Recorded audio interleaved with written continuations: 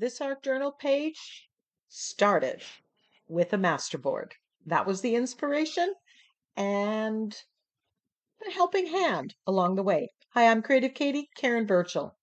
I created this masterboard in this video. So if you want to see how I created it and learn the 6 steps to master the masterboard, go check out that video.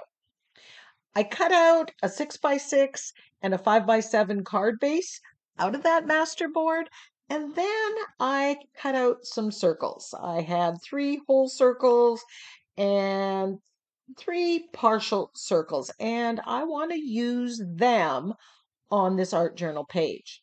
But unlike most times where I use the masterboard as the background, I'm going to use these parts of this masterboard to add to the focal image. I can arrange them something like this, put another focal image. It kind of sets off the focal image and gives it weight.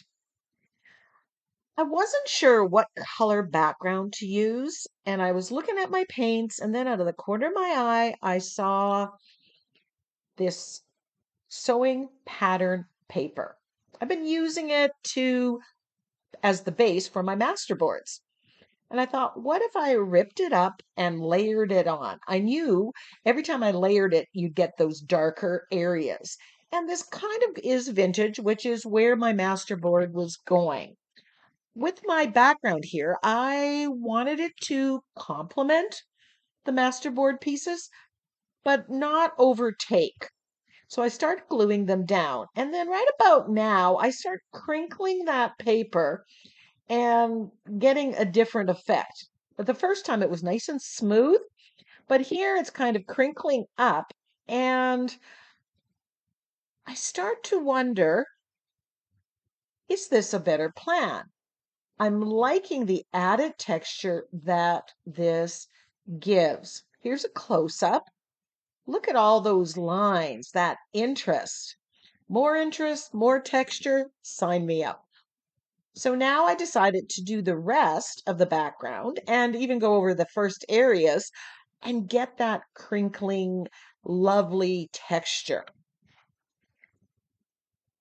So here I'm using something that was in my stash, something that was basically free to me, easily sourced, inexpensive, and it's creating the base for this vintage background. But remember those masterboard circles, everything I do on the background has to work with it. It is driving my decisions. And while that might be constraining, it's also a relief because I've already made those decisions. I grabbed this vintage girl. This was a printable, I believe, from supercoloring.com. You can go check them out. I get a lot of my printables from that site. I love how that worked. She kind of looks like a vintage pinup girl. So I thought, I'm going to go with that. Now I need to add something more to my background. It's just too plain as it is. I grabbed some bubble wrap, I put some white paint on it, and stamp. Now I have a love-hate relationship with bubble wrap. I love how it looks, but I hate how unpredictable it is. And I tend to struggle. It doesn't always give me what I want, but it does add interest. I want to knock back some of that background, soften it with the lighter color, which is why I chose white.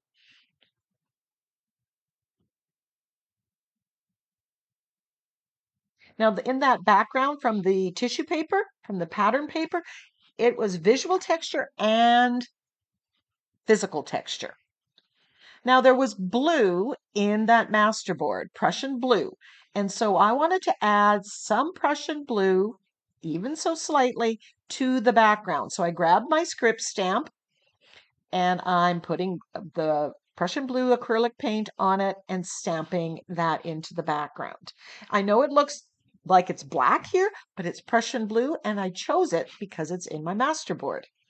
So I'm just kind of testing this out, putting this back on. I'm liking what's in the background. It doesn't seem to be fighting the masterboard pieces. Now this masterboard that I'm using a half circle.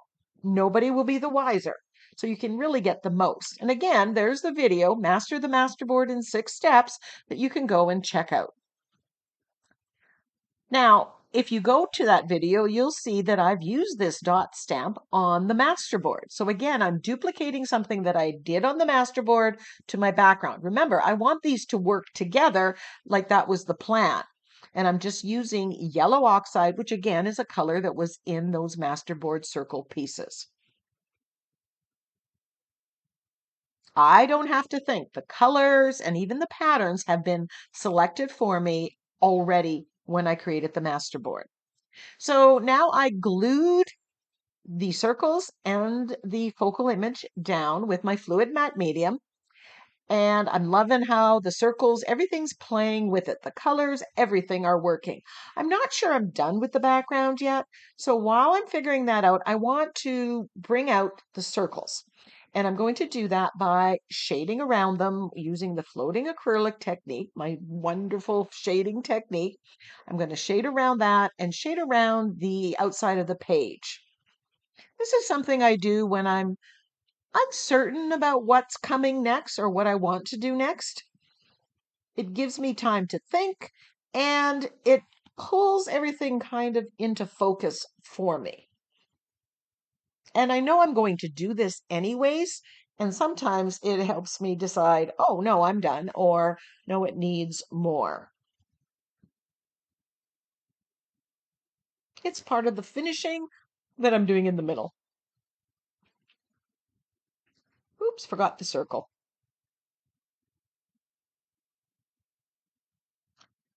Now, my girl, I want to bring those colors that are in the Masterboard into the girl. So I picked the burnt sienna for her hair color. And as soon as I put it down there, I was like, yes, this was so the right decision.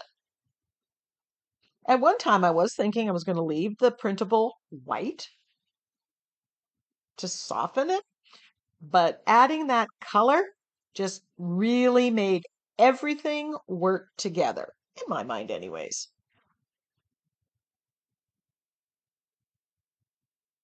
And I'm not being too careful about making this perfect. I'm getting some highlights and lowlights where I've got more or less paint.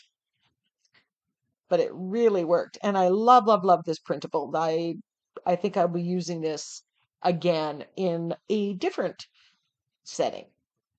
Now for her dress, I decide, you know what? Let's bring that blue, that Prussian blue. Now remember, when I glued it down, I used fluid matte medium or gel medium, and I turned that copy paper into a non-porous surface. That allows me to paint over top of it, and it takes the paint better. So you want to make sure you put a coat of that on the top as well as underneath when you're gluing things down. I often overpaint, so it just has become a habit. So now that she's got the burnt sienna hair and the blue on the dress, I have a craft paint that is in a flesh tone, and I'm just going to use that. Easy peasy. Then I don't have to worry about mixing paint and getting a flesh tone. I just can use something that's pre-mixed. Now I'm going to add some shading to the dress, to her hair.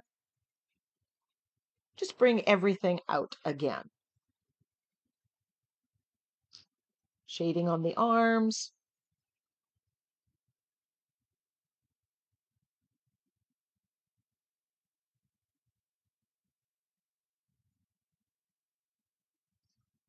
Now, on the Masterboard, there were these yellow oxide circles, and I like them.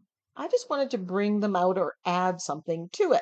So a Masterboard, while it can be a completed background, you can adjust the colors or some of the patterns on it. When you cut it out, it doesn't exactly give you everything you want.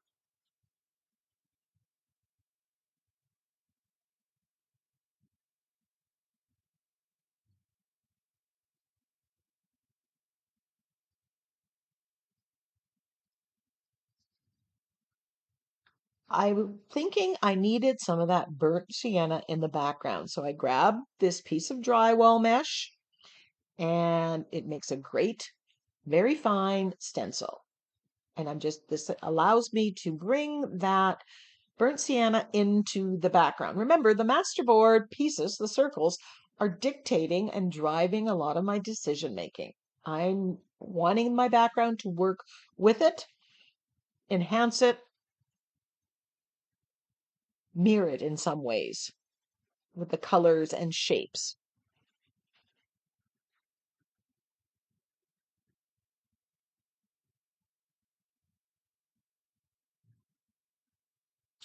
Now, this is my binder of sentiments. I make digital sentiment packs. They're available to purchase from NINNYSNAPKINS.com.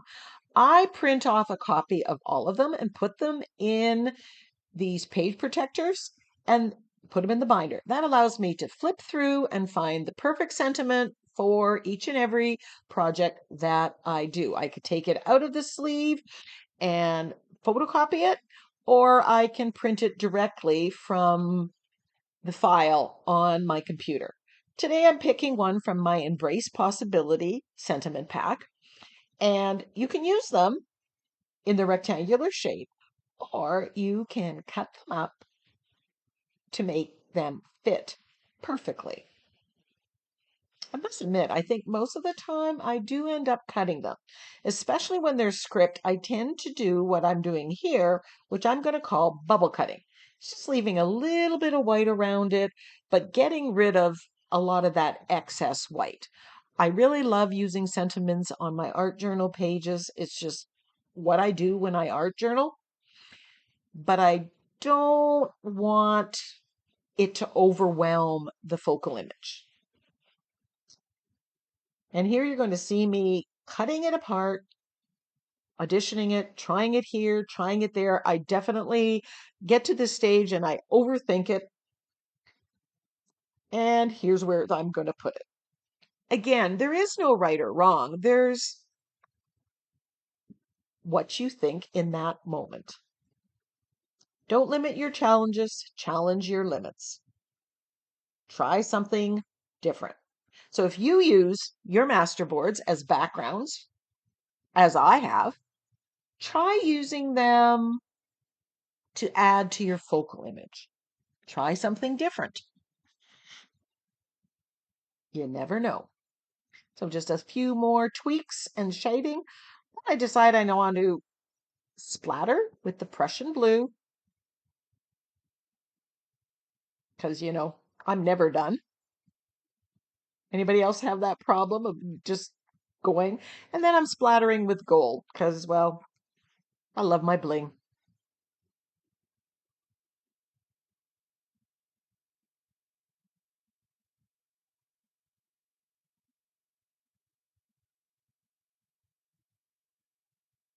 And there is the finished piece. I think it turned out lovely. I love the background. I could do that similar background on another project, and I love how I managed to use the masterboard. Close-ups. Well, don't forget to use some pattern paper. That is something I'm definitely going to use more of in the future as well. Close-ups of the finished page. I hope you enjoyed this video. I hope it inspired you. Let me know what you think in the comments section below. Until next time, go get creative.